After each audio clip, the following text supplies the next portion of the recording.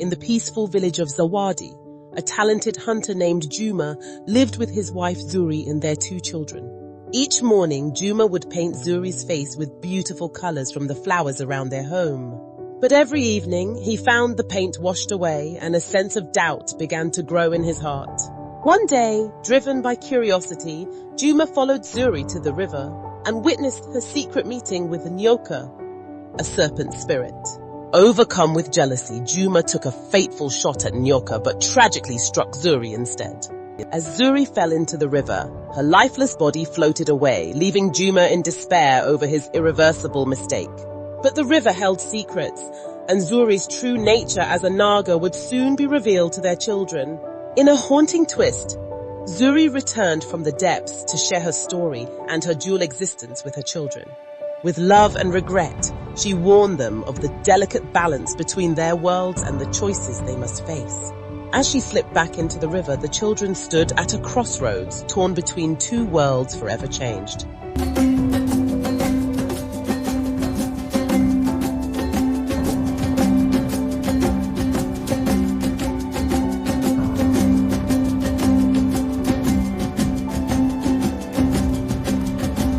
In the heart of the tranquil village of Zawadi, where the sun kissed the earth with golden warmth, lived a talented hunter named Juma, aged 30. He was well known among the villagers for his remarkable skill with a bow and arrow. Juma took great pride in providing for his loving wife Zuri, aged 28, and their 2 spirited children. Each morning, before the first light of dawn unfurled its wings across the sky, Juma would embark on his daily quest into the thick, sprawling woods that bordered their home. A cherished ritual unfolded each morning. Juma would adorn Zuri's face with intricate patterns of vibrant colors derived from the rich flora that flourished around their humble abode. Zuri, whose smile radiated warmth and affection, welcomed this daily act as a testament of their profound bond. However, upon Juma's return every evening, he would discover the beautifully painted designs washed away from her cheeks. Intrigued and somewhat perplexed by this recurring mystery, Juma would question Zuri about it. She would simply smile knowingly and say, "The river's gentle flow washes away the paint, my love, as I collect water for our home." Although he trusted her words, a seed of doubt slowly germinated in his heart. As months passed and questions lingered unanswered, Juma's curiosity grew like a persistent shadow, igniting a fire of suspicion within him. He felt an inexplicable connection to the river, a force that tugged at his instincts, urging him to unveil the truth behind Zuri's enigmatic ritual. One fateful day, as dawn's light enveloped the village, Juma meticulously painted Zuri's face, celebrating the beauty that had ensnared his heart. With a lingering kiss, he departed for the woods, a veil of uncertainty casting a shadow over their once blissful routine. Zuri, after Juma had left, gracefully balanced her clay pot on her head and ventured to the riverbank, the air around her thick with anticipation. Upon reaching the water's edge, Zuri shed her clothes with practiced ease, embracing the cool morning breeze. Facing the river, she raised her voice, her words echoing through the serene environment. "Nyoka, my beloved, I am here." Hidden within the thickets nearby, Juma, a curious 15-year-old boy, watched in disbelief and shock as he strained to keep his presence concealed.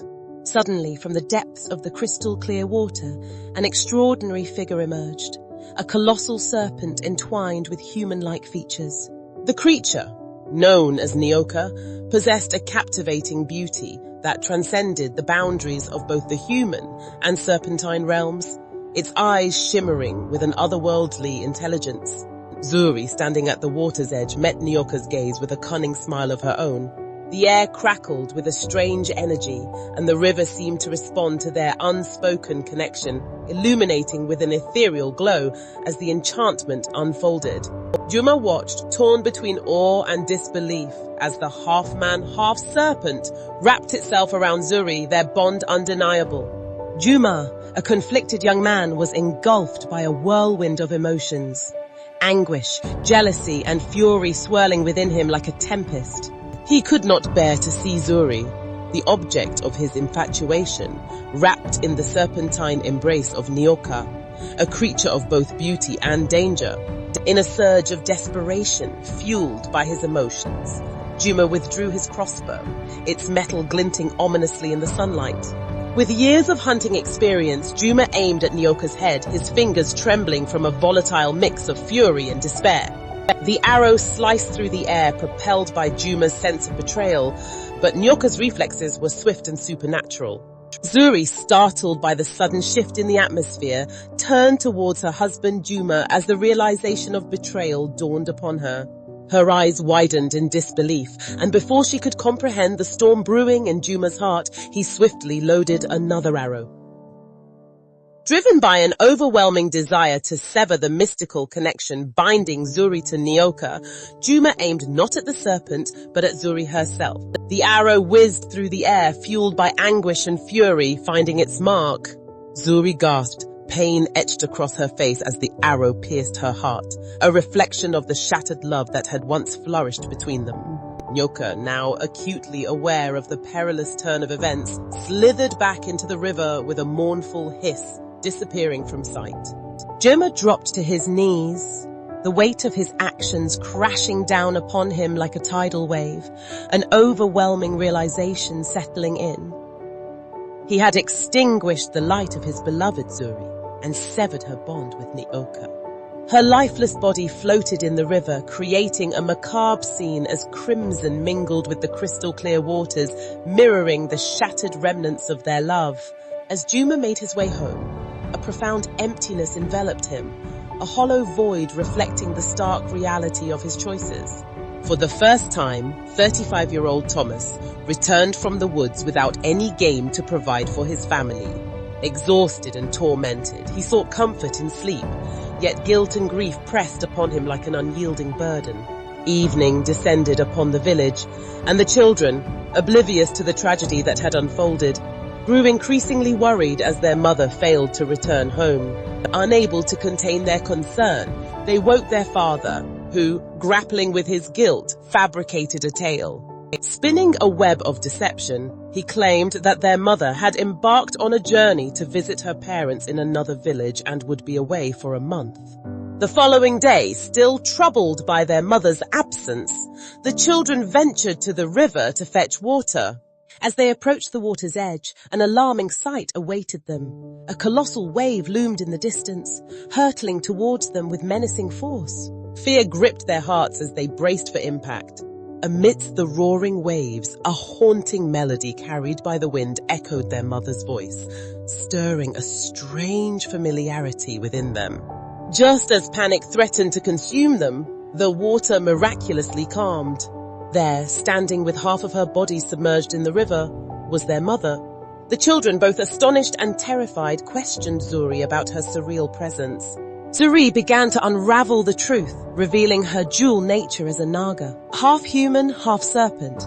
She explained that she had sacrificed herself to marry a human, performing rituals that temporarily transformed her into a mortal. The gods had dictated this union to alleviate a drought that plagued the land, and their marriage served as a mystical solution.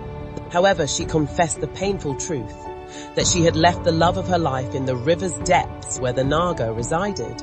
Overwhelmed by longing, she had visited the river to be with him, and it was during one of these visits that the tragedy unfolded.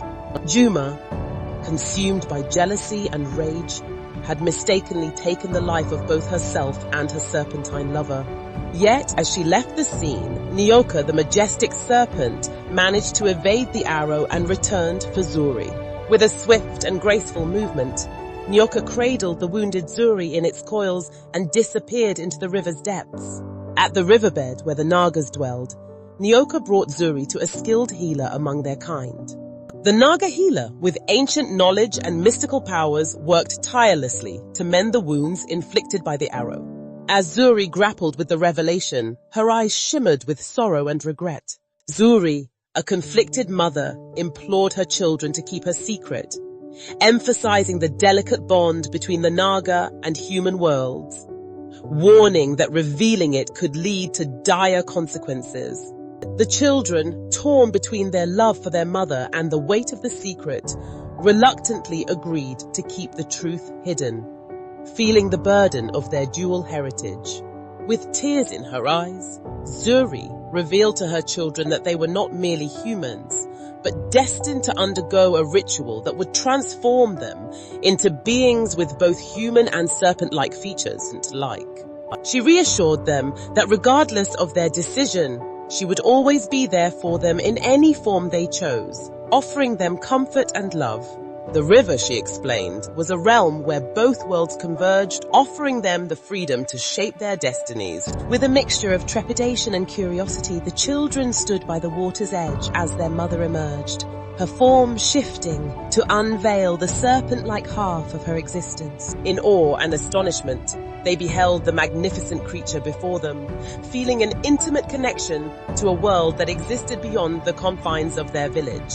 As the moment lingered, Zuri bid her children farewell, promising that she would always be present in their lives, whether seen or unseen. With a gentle kiss and a final embrace, the mother slipped back into the river, disappearing into the depths with a graceful flick of her serpentine tail. Now faced with the weight of their newfound knowledge, the children left the riverbank, grappling with conflicted emotions.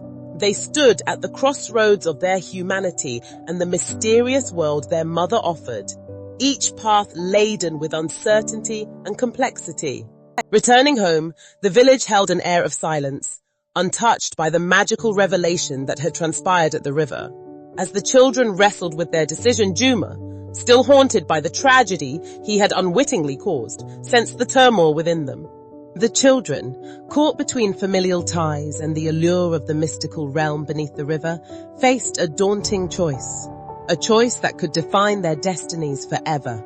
Haunted by the ghosts of the past and the whispers of the river, they took their first tentative steps into an uncertain future. And thus, the tale of Juma, Zuri, and their children transcended the boundaries of human and serpent. A poignant reminder of love, loss, and the unbreakable bonds that tie us to our origins. In the heart of Zawadi, the river continued to flow, its waters holding secrets of a world both beautiful and tragic.